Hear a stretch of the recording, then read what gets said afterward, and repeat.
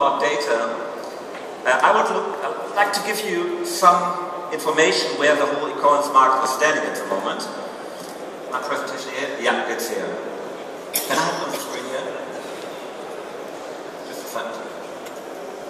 Okay, it's not on the screen. Anyway, here we go. So, what you can see, there are two things we have to see. First of all, we can see purchase power. And then research. And what we see today, and that is the reason, if you talk to advertisers, why car makers are shifting money into online is that the more you spend, the more you research. And people are really interested in just looking for their car, working hours and hours how the car should be, and they do it online. What you see also in this chart is the categories Amazon started on to sell have been actually reached a high percentage in being sold online. Media and entertainment, books, CD, DVDs, that is part of Amazon's success in many countries. If we look in the future, what you can see here are growth rates up to 2016 in Europe. And it's clear that categories like footwear, clothing, beauty will grow rapidly, double digits every year. And there will be a lot of room for improvement. And even toys grow by 7% per year, which is online, which is a big number if you look at the toy market, declining every year, big shift there. What we found very interesting when we look into the data, this is the consumer electronics market. And you see what happened to the consumer electronics market in America, where multi-channel has gained 82% already on multi-channel sales of consumer electronic products. But in Germany, for example, where you had a very dominant player with MediaMarkt Saturn, who was for certain reasons not able to conduct a real online strategy, you can see that and this is data I was quite surprised from 2010. We don't have new information, but actually if you compare that to America, if large players don't move multi-channel online, the whole market stays back. If we look now at the interior market, a market we will discuss very shortly because you are highly involved in that market, we can see that even after 2016, online will grow a lot. And not only the CAGR of 15% will be quite impressive, but also the overall percentage of that market is 25% in 2016 means a lot of room to grow. If we look at our traditional retailers, which are active in our markets, it's quite amazing how they are now reacting because they do a lot. After they slept for quite a while, they now throw everything they have on the online sales channel to grow rapidly there. And you see some numbers, quite interesting numbers here, how, for example, companies like H&M has developed and have gained already significant share of their online sales. Last but not least, if we look at the market players here, you can see that we have pure online players and we have the brick and mortar businesses and of course the vertical retailers. They all are fighting for market share, for reach, for customers, and it's a great pleasure to discuss that topic with you in a few seconds. Okay, my first question goes to Frederick. Frederick, you are highly involved in the venture scene. As I said in the introduction, you have already invested into many e-commerce companies. What is at the moment the situation in venture capital if they look on e-commerce? What is the feeling about it in Europe? So yeah, digital commerce is a big area of focus for us at Just January, I think, for the overall ecosystem of investors across Europe. For a couple of key reasons. I mean, there is a massive, obvious secular trend of growing online commerce, but at the same time, as you mentioned, multi-channel or omni-channel as it can be defined, makes that opportunity even bigger. So it's not just offline to online, but it's also online to offline. And that's really absolutely a massive opportunity. So in Europe in particular, we are blessed with having a huge market and having a great environment for commerce. We have amazing brands selling great products, which is at the core of commerce. We have great infrastructure, payments, logistics, etc. So it's a great sort of bedrock to build e-commerce businesses. But even more importantly, what we have is a great first generation of entrepreneurs. Some of the most innovative and valuable e-commerce companies in the world were founded by people in Europe. You mentioned ASOS. That's a $3 billion company, probably the largest pure play in the world for apparel. Net-a-Porter, that's a company which invented sort of content/commerce model. And obviously in France, on Privé, which invented the flash sale model, which then got copied and applied to all kinds of sectors and geographies. So we've seen really great entrepreneurs, great successes, and we continue to see a new generation of entrepreneurs building even more innovative businesses. And just earlier we had David Marcus of Zone, a very successful business which started in Europe and then built a business in the US.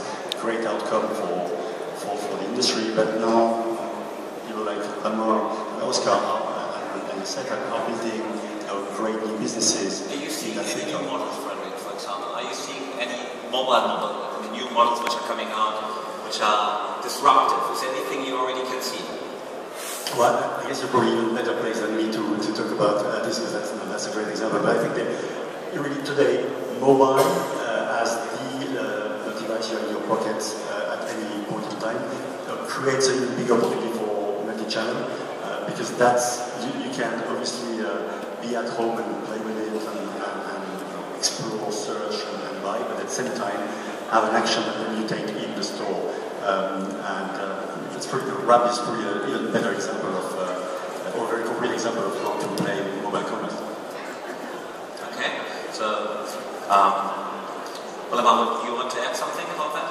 Yeah, well, maybe I can add that I think it's a very interesting time we live in right now, since in just a couple of months or the last year or so, the primary screen we use to access the internet now is your smartphone. And of course, smartphone is something that we bring into the physical world. So suddenly we open up for a platform that can tie in new, innovative digital ad formats or e-commerce formats into the real world and the real brick-and-mortar stores.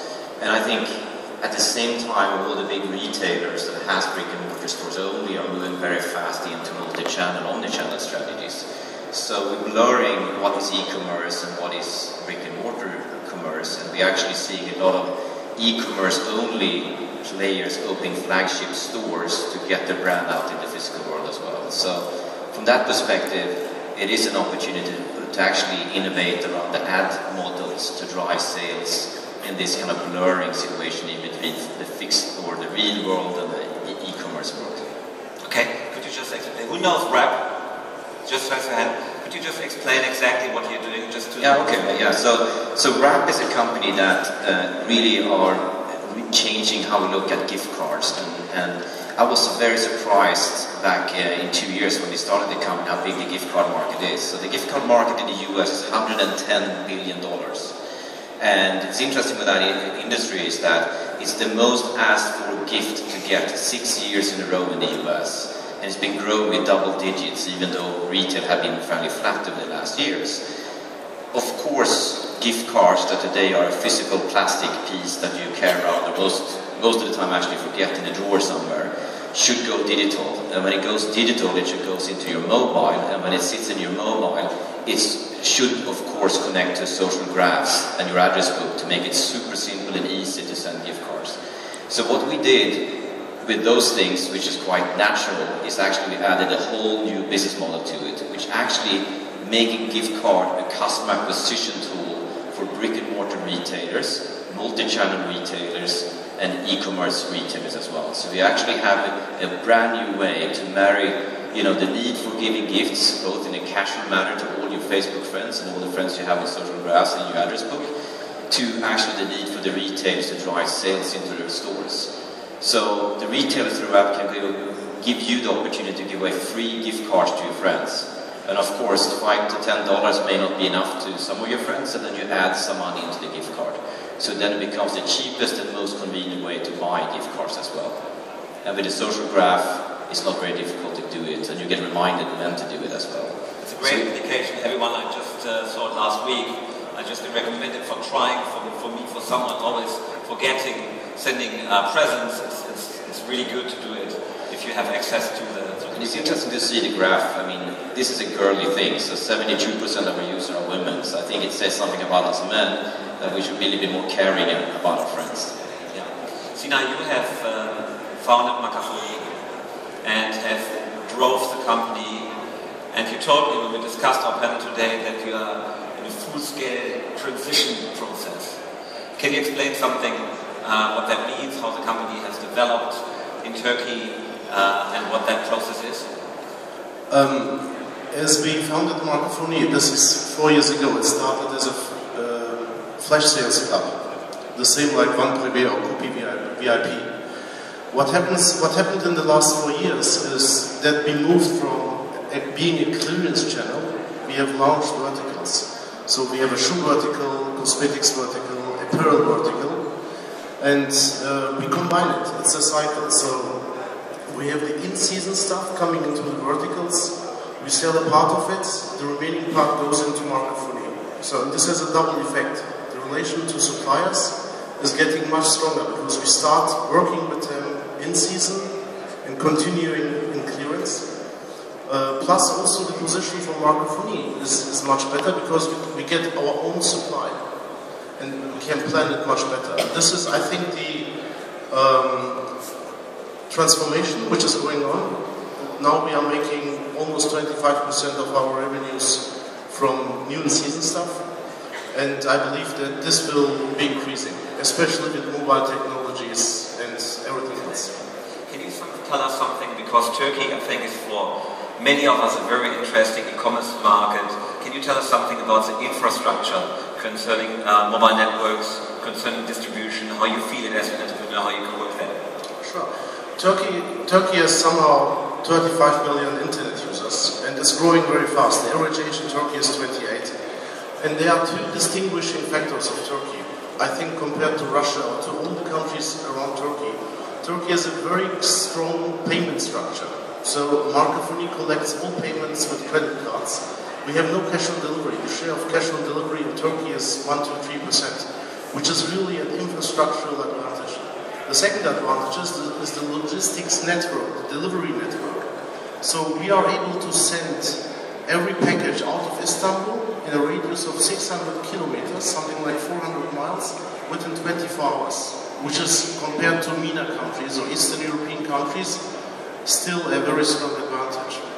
Turkey had a good year in 2012. We are guessing, it's an estimation, but the e-commerce volume is between 8 and 10 billion USD, and we expect a growth of 40 to 50% in 2013. Online? Online, yes. And the online share of the e-commerce is still very low. It's still 2%, and there is the big potential for the future in Turkey.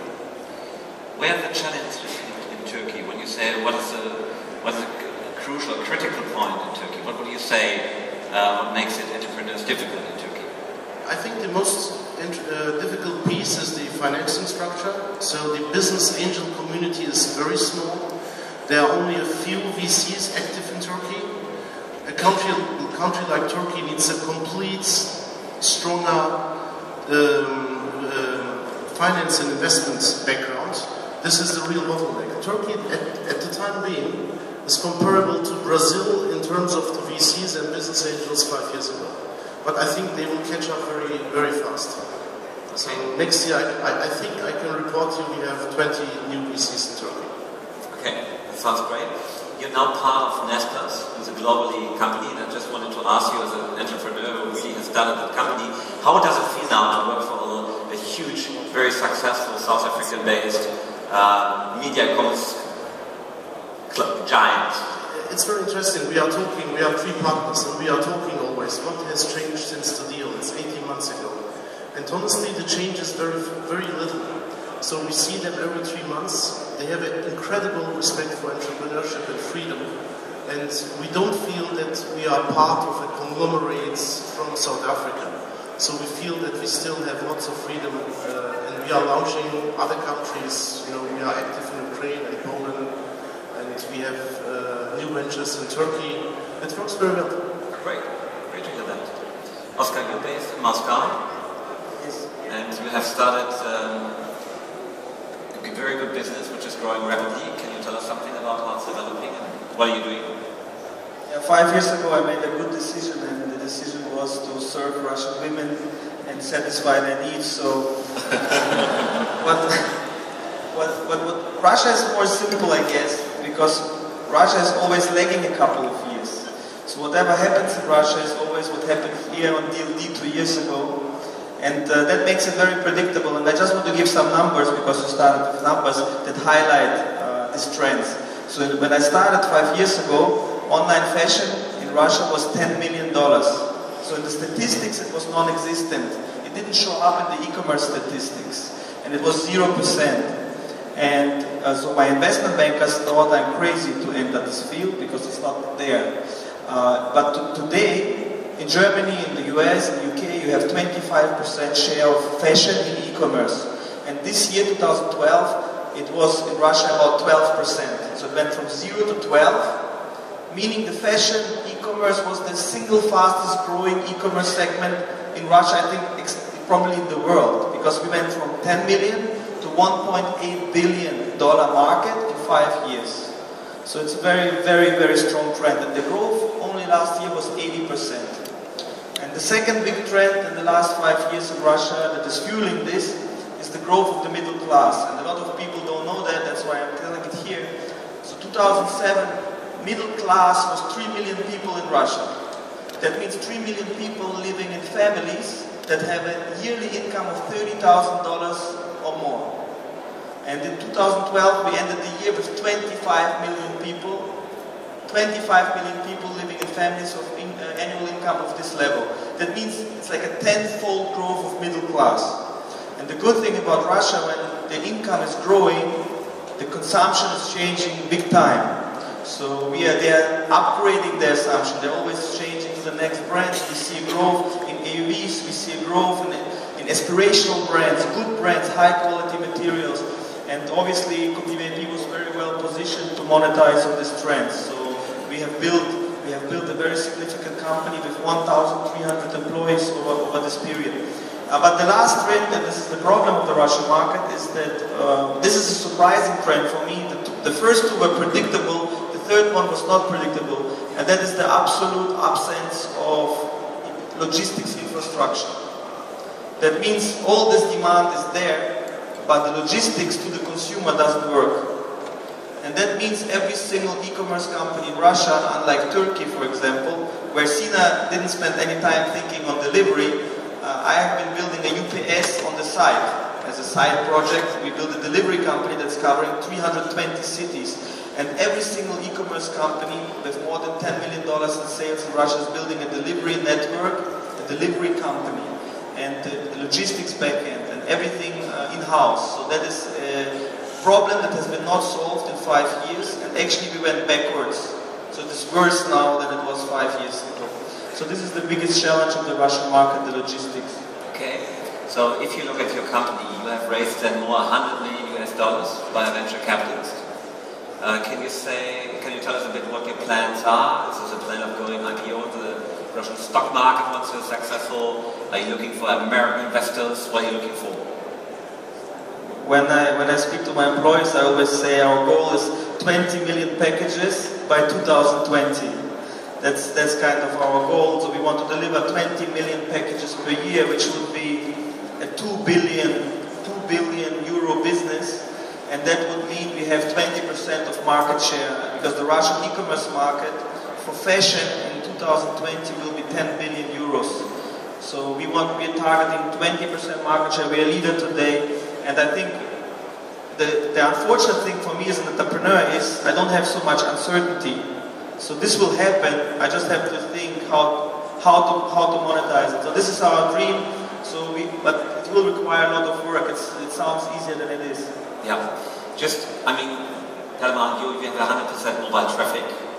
What's your mobile traffic in Turkey? At the time being, it's 12% mobile. 12%? Also from the sales, but we expect to 25. To 25 yeah. Now? To Russia? 2030.